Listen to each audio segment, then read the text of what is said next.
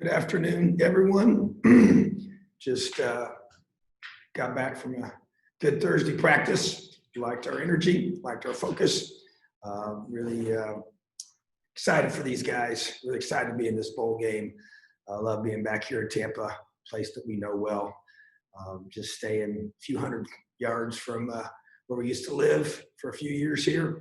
And so just really neat to see so many of our guys have family down here already, and for them just to be so excited to be so close to home. Even the guys are from Miami and cities that are not necessarily Tampa, but it's just a cool thing for sure. So, and had a chance to, we couldn't talk to the recruits, but had a chance to have some guys there watching us practice and just being able to have the Indiana football team here in Tampa has been a great thing. So, been a good week. Now we just got to finish it off and play well on game day. Questions?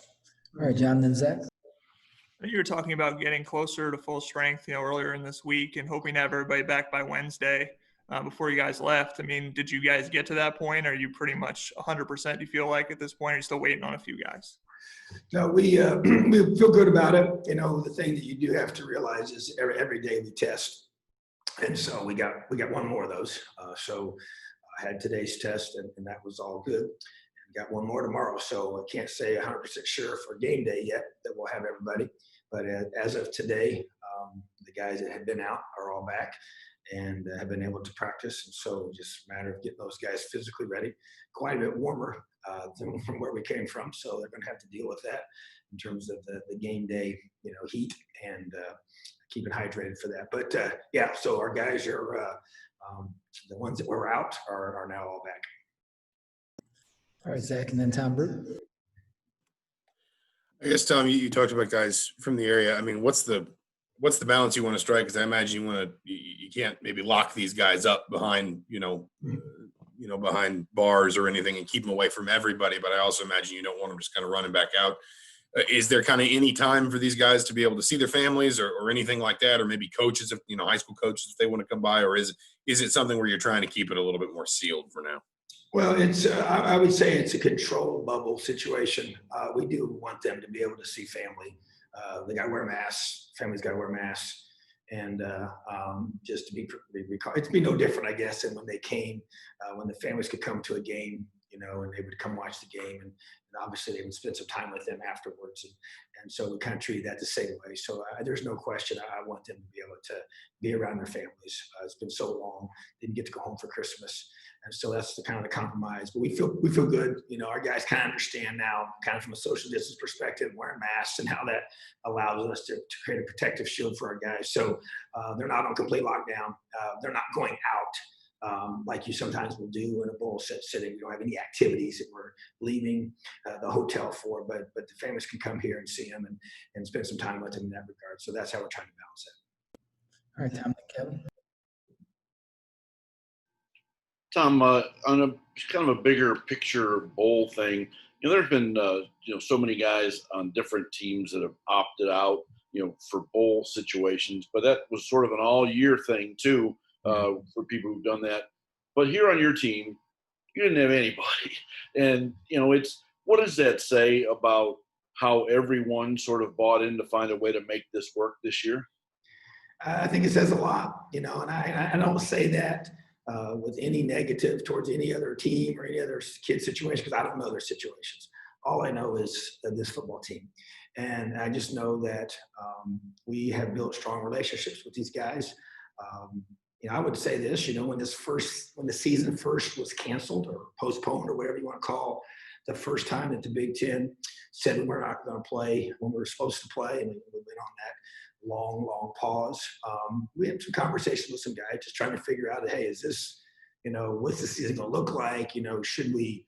Should I opt out just because I don't want to, botch up one last chance to have a great season? Let's just maybe wait for the next year. So, and then when NCAA came in and talked about giving everybody an extra year, I think that helped some of our guys work through that. And once we found that information out, because at first they really didn't know. So, but I think once we worked through all that, it's really not even been a conversation with any of our guys, even for the bowl game. I think it was, there's the buy-in here is extremely high. they understand what we're trying to build, and they want to be a part of it. They want to be a part of the team that wins the first bowl game in 29 years, and it means something to these guys. And they've invested a lot, from our younger guys to our older guys and everybody in between. So, once again, I said I think it does speak a lot towards how they feel about each other. When it's about the guys around you, and it's truly and genuinely that's your motivation, is to play for each other and with the guys beside you, and you value that.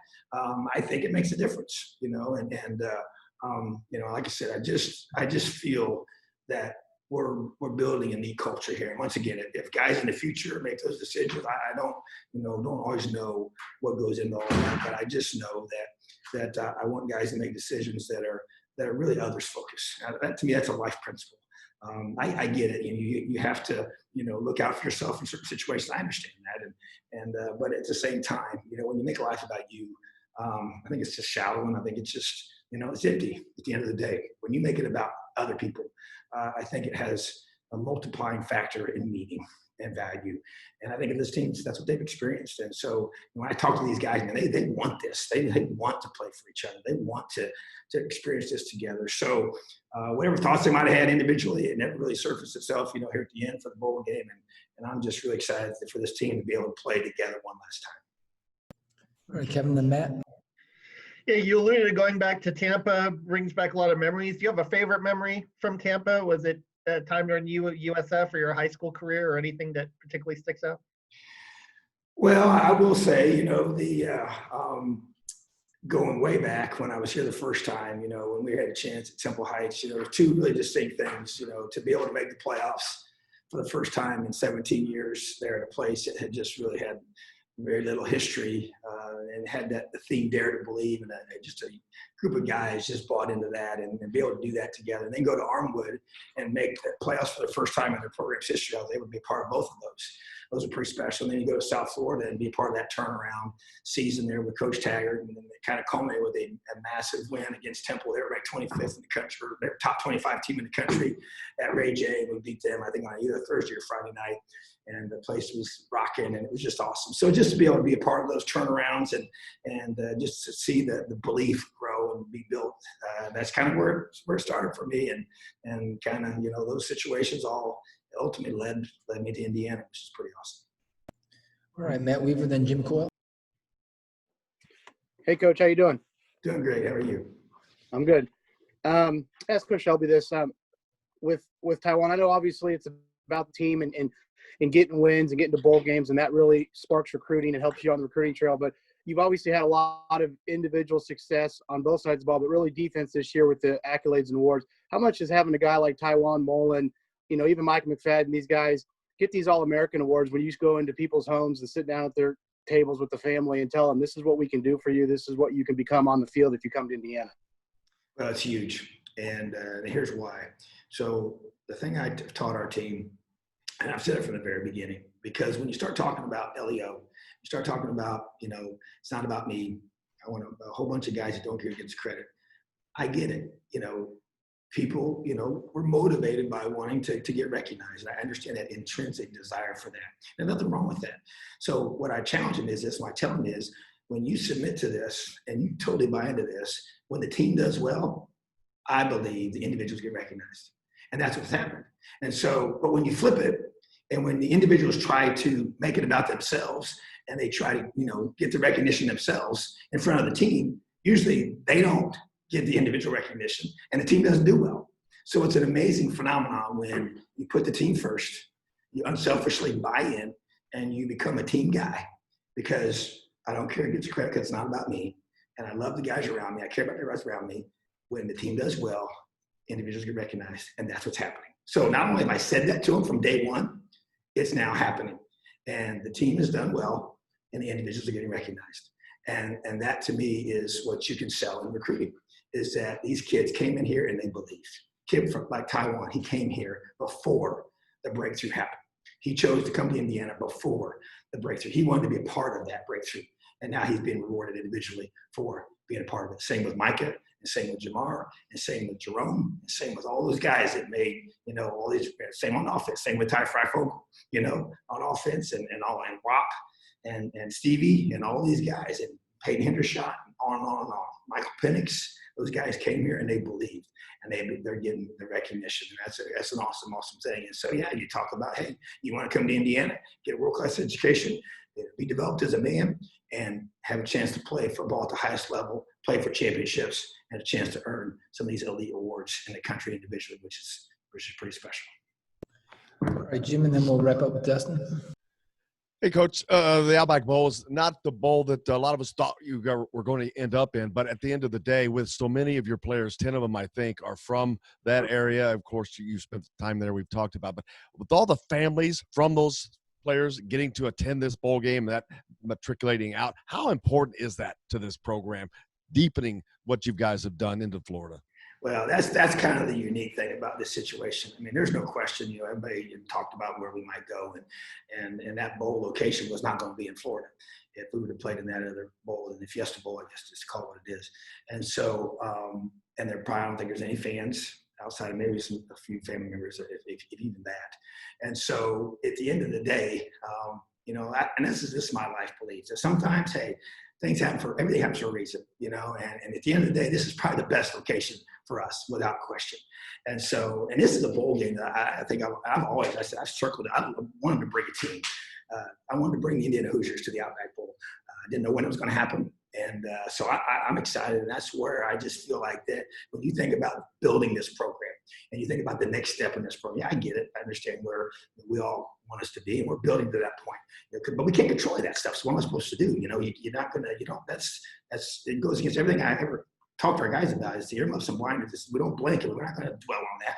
Yeah, we can use it as motivation. We can use it to increase that chip on our shoulder, and some improved mindset that we have. But at the same time, man, this is a great experience for our guys. This is a great bowl location for our players and the families that can come, the recruits that can come, and the amount of people that this is in the footprint of where we recruit in a very, very big, big way. So from that being said, man, it's an awesome thing, and that's why I'm so excited about it. I just believe the good Lord just, at the end of the day, always knows what's best.